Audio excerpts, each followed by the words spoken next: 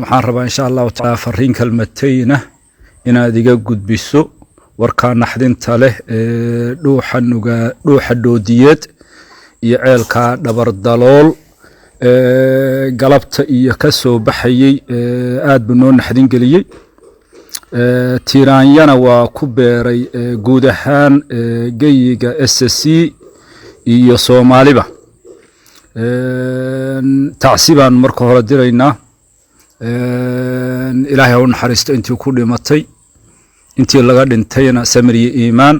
inta ku dhaawacantayna Allah u boogadhayo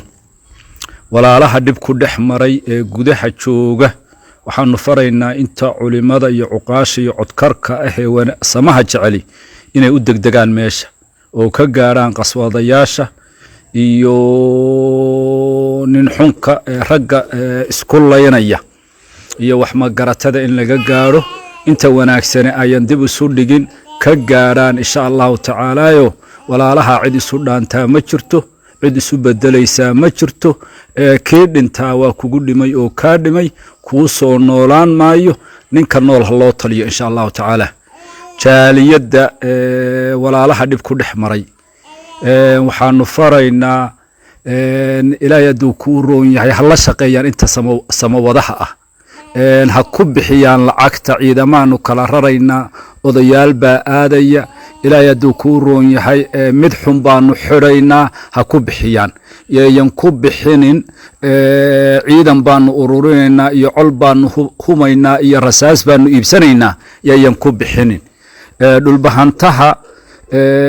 aaga jooga ama dhexmari kara intaanu ismaqalay iyo intaanaan ismaqalba waxaan leeyahay loo degdego walaalaha loo degdego